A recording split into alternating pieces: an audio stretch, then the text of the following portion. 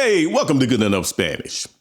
Rich B here, and I was just thinking.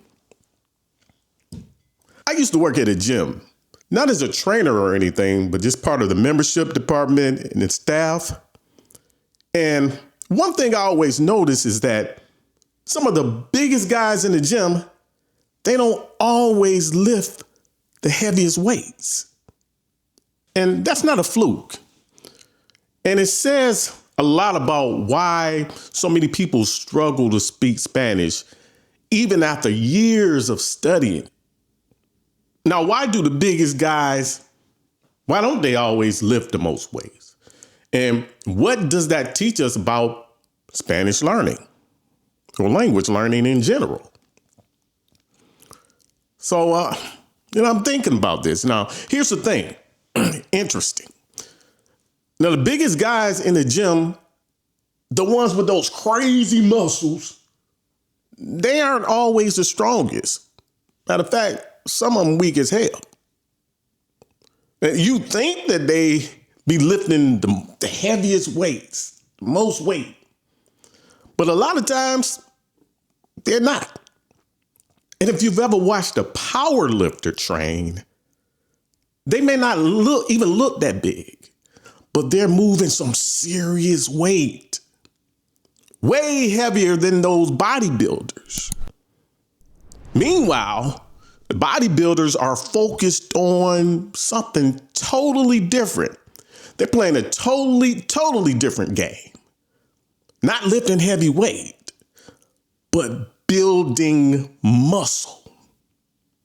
And believe it or not, that's a perfect analogy for how most people go wrong when trying to learn a language like Spanish. See, powerlifters train for strength. Bodybuilders train for growth. Now, here's the difference. See, powerlifters care about numbers. They lift low reps, but super heavy weight. And they measure success by how much they can move. Bodybuilders, on the other hand, they train for growth. They use moderate weight, more reps, and focus on time under tension. They're not trying to prove how strong they are. They're trying to feel the muscle working and make it grow. So a power lifter might bench like 400 pounds, but a bodybuilder might only do 2.25 and still look twice as jacked because they're not training for performance. They're training for transformation. Now, the same thing happens with Spanish.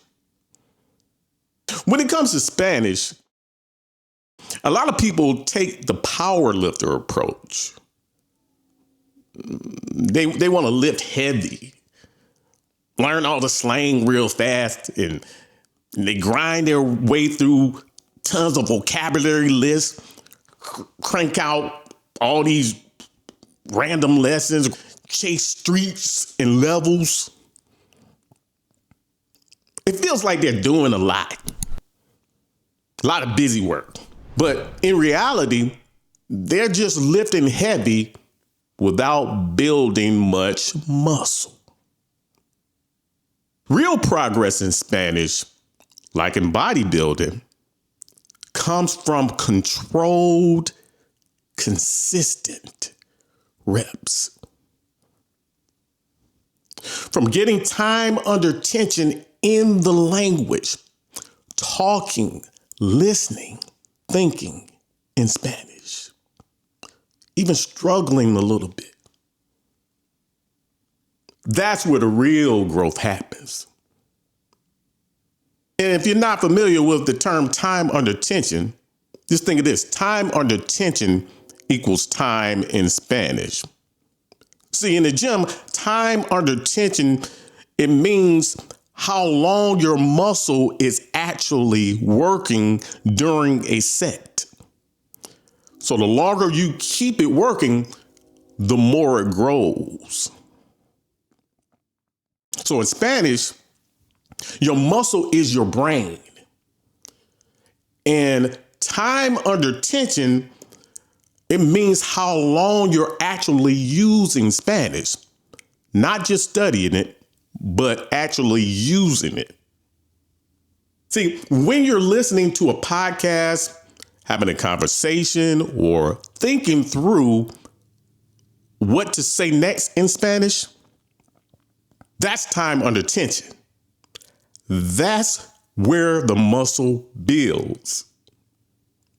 So don't just train to be strong, train to grow. So here's the takeaway. Don't just train to know more Spanish, train to use more Spanish. See, it's not about how many words you can memorize or how many grammar rules you know. It's about whether you can express more thoughts this month than you could last month. Whether conversations feel a little smoother. Whether you're starting to think in Spanish, even just a little. That's your Spanish muscle growing. So bodybuilders and powerlifters might train in the same gym, but they're chasing totally different results. So when you learn Spanish, ask yourself, are you just lifting heavy or are you really growing? Because if you focus on time under tension, just staying in the language, using it, feeling it, just stand there, stand in it. I don't care how uncomfortable it may feel at times. Just let it burn.